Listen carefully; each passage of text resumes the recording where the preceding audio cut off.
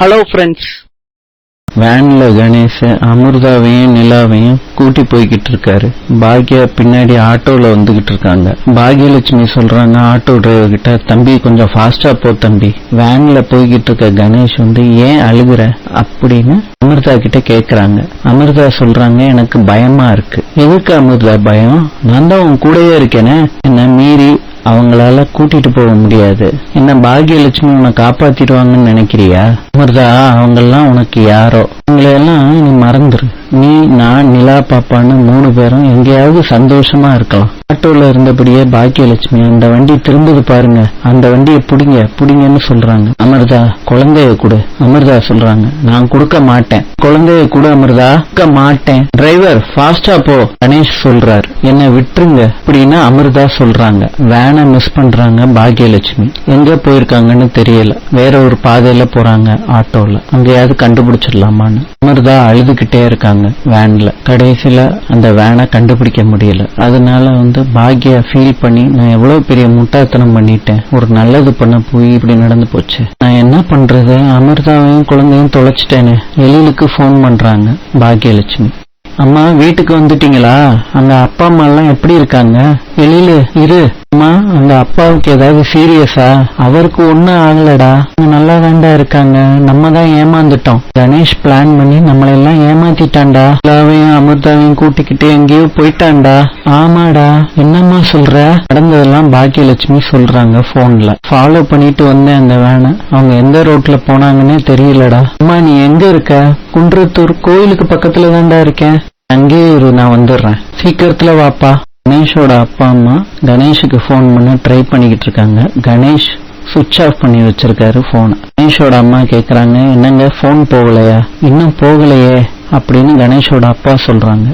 குழந்தையும் எங்க கொண்டு போயிருக்கான்னு தெரியலையேம்மா எனக்கும். நான் என்ன பண்றது, ஒன்னும் புரியலையே. பாக்யலட்சுமி சொல்றாங்க, நான் கொஞ்சம் தூரம் ஃபாலோ பண்ணிட்டு போனேன், அவங்க எங்க போனாங்கன்னு தெரியல, உங்களுக்கு ஏதாவது தெரியுமான்னு கணேஷோட அப்பா அம்மாவை கேக்குறாங்க. கணேஷோட அம்மா சொல்றாங்க, நாங்களும் போனுக்கு ட்ரை பண்ணிக்கிட்டு தான் இருக்கோம். அவன் போனை ஆஃப் பண்ணி வச்சிருக்கான் போல இருக்கு, எடுக்கவே மாட்டேறான்.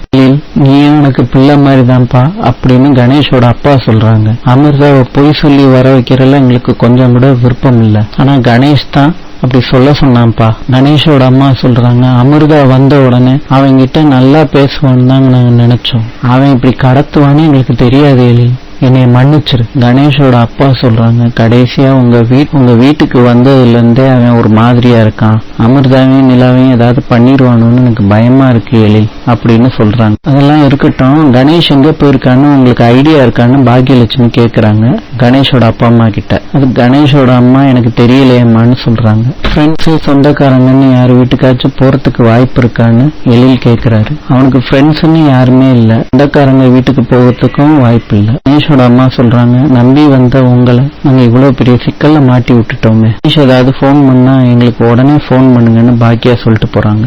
பாக்யா வீட்டுல எல்லாரும் திட்டுறாங்க பாக்யாவை. கோபி சொல்றாரு, தேவையில்லாம என் பசங்களை பிரச்சனையில மாட்டி விடாத. ஈஸ்வரி சொல்றாங்க, அவ போறது போகட்டும், இனிமேட்டு அவ இங்க வர வேணாம். வேற யாரு வீட்லயாவது இந்த மாதிரி பொண்ணை வச்சுக்குவாங்களா? இவ்வளவு பிரச்சனை உள்ள பொண்ணை நம்ம வச்சிருந்தோமே, அதுக்காண்டியாவது அவ நன்றியை காமிச்சிருக்கணும். சொல்றாங்க, செழியின் வாழ்க்கை அந்தரத்துல நிக்குது, அடுத்து எழில் வாழ்க்கையும் இந்த மாதிரி பண்ணிட்டியடி பாக்யா, என்னவெல்லாம் பண்ண போறியோ? ராமமூர்த்தி சொல்றாரு, பேசணும்னு ஏதாவது பேசிக்கிட்டு இருப்பியா? பாவமா அந்த பிள்ளை அமிர்தா, மாதிரி நிலைமையில அந்த பிள்ளை மனசு எப்படி துடிச்சு போகும். சொல்றாங்க, நீங்க கொஞ்சம் சும்மா இருங்க. என்னடி சும்மாருன்னு மூர்த்தி சொல்றாரு. செழியன் பாக்யலட்சுமிக்கு ஆறுதல் சொல்றாங்க. இப்ப பாக்யலட்சுமி சொல்றாங்க, நம்ம கிட்ட பேசின ஆள் மாதிரியே இல்லடா, அவன் வேற மாதிரி இருக்கான், ஐக்கோ மாதிரி இருக்கான்டா. அமிர்தாவையும் நிலாவையும் ஏதாவது பண்ணிடுவானோன்னு எனக்கு ரொம்ப பயமா இருக்கு செலியா. கோபி சொல்றாரு, பயமா இருக்கா? கூட்டிட்டு போறதுக்கு முன்னாடி இருந்திருக்கணும் இந்த பயமெல்லாம். சரி சொல்றாங்க, இவகிட்ட பேசுறதெல்லாம் வேஸ்டா, எழிலுக்கு போன் பண்ணி வர சொல்லு செலியா.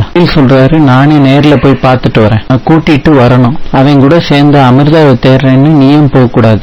சரி பாட்டி. ஈஸ்வரி சொல்றாங்க, ஏதாவது ஒரு விஷயத்துக்கு வாயை திறந்து பாரு, அப்ப நான் ஒண்ணு வச்சுக்கிறேன். பாக்யலட்சுமி. அடுத்த சீன்ல கணேஷ் அமிர்தா அழுகுறத பார்த்து சிரிச்சுக்கிட்டு இருக்காரு. இல்ல, எனக்கு பயமா இருக்கு, வீட்டுக்கு போலாம் அப்படின்னு அமிர்தாவை பார்த்து சொல்றாங்க.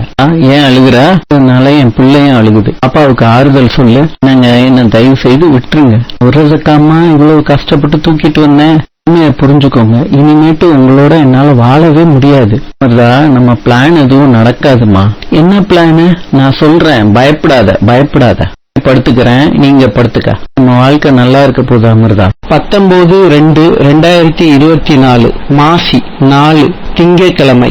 இன்றைய ராசி பலன்: மேஷம் நன்மை, ரிஷபம் இன்பம், மிதுனம் துயரம், கடகம் புகழ், சிம்மம் பயம், கன்னி தனம், துலாம் பகை, விருச்சிகம் அமைதி, தனுஷு கவலை, மகரம் முயற்சி, கும்பம் ஜெயம், மீனம் உதவி. நாளை சந்திப்போம்.